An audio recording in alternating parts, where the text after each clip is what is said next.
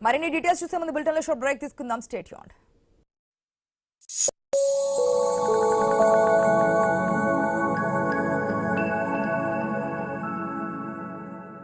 దేశంలో అన్ని చేంజ్ అయ్యాయి. మీ నగలు కూడా చేంజ్ చేయండి. మీ పాత నగకు గ్రాముకి 150 రూపాయలు ఎక్స్ట్రా పొంది కొత్త నగలు తీసుకోండి. అదే తక్కువ తరుగుకు మీ లలితలో మాత్రమే. మమ్మల్ని ఇంప్రెస్ చేయడానికి బాత్రూమ్ ఇప్పుడే శుభ్రం చేసావా? పొద్దున 9 గంటలకి చేసా. పరిమళం ఇప్పటిదాకా? Not possible. పాసిబుల్. కొత్త thick Lizol fresh and clean bathroom cleaner ఇస్తుంది 10 రెట్లు శుభ్రత, ఇంకా 12 గంటల వరకు నిలిచే పరిమళం. కొత్త Lizol fresh and clean bathroom cleaner.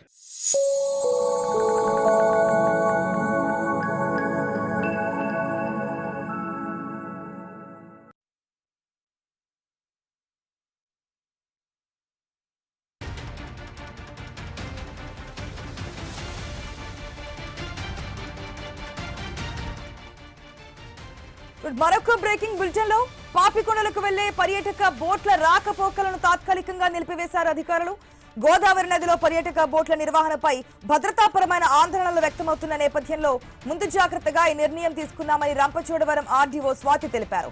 ఇటీవల దేవీపట్నం మండలం గండిపోసం అమ్మవారి ఆలయం నుంచి ఒక బోటులో 89 మంది పర్యాటకులు పాపికొండల విహారయాత్రకు వెళ్లారు.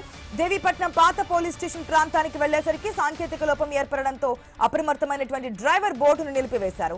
ఈ ఘటన తర్వాత కలెక్టర్ ఆదేశాలతో బోట్ల ఫిట్నెస్, భద్రతా ప్రమాణాలపై పరిశీలన చేస్తున్నారు. వీటిపై నివేదిక వచ్చాకే బోట్లకు అనుమతులు ఇస్తామని ఆర్డీఓ తెలిపారు. ఇక నిబంధనల ఉల్లంఘనకు పాల్పడిన వారిపై కఠిన చర్యలు తీసుకుంటామని స్పష్టం చేశారు.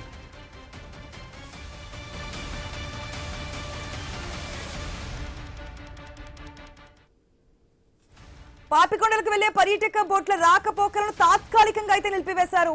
గోదావరి నదిలో పర్యాటక బోట్ల నిర్వహణపై భద్రతాపరమైన ఆందోళనలు వ్యక్తమవుతున్నటువంటి నేపథ్యంలో ముందు జాగ్రత్తగా ఈ నిర్ణయం తీసుకుందామని చెప్తున్నారు రంపచోడవరం ఆర్డీఓ స్వాతి. పూర్తి అప్డేట్స్ తెలుసుకుందాం మా ప్రతినిధి గణేష్ ద్వారా.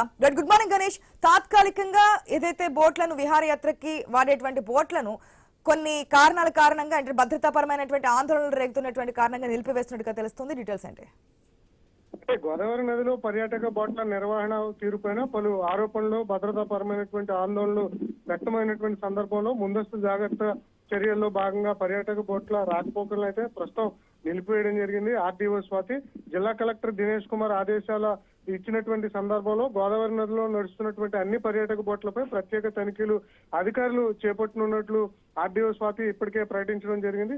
ఇందులో ప్రధానంగా బోట్ల ఫిట్నెస్ తో పాటు సాంకేతిక పరిస్థితి, ప్రయాణికుల సామర్థ్యం, భద్రతా ప్రమాణాలు, లైఫ్ జాకెట్లు, అత్యవసర రక్షణ పరికరాలు, పర్యాటకుల భద్రత కోసం తీసుకుంటున్నటువంటి తదుపరి చర్యల మీద సమగ్రంగా పరిశీలించడం జరుగుతుంది.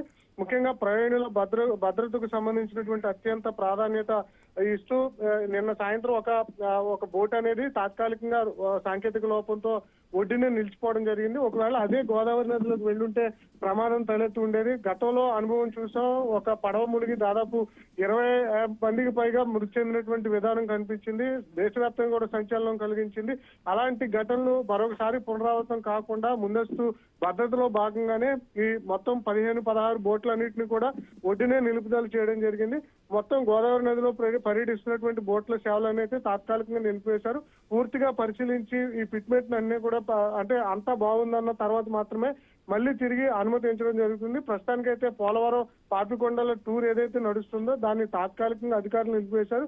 ఇవాళ రేపట్లో కానీ పూర్తిగా తనిఖీలు నిర్వహించిన తర్వాత తిరిగి పర్యాటకులకు అనుమతించేటువంటి అవకాశం అయితే కనిపిస్తుంది. Right Ganesh, thanks for the update.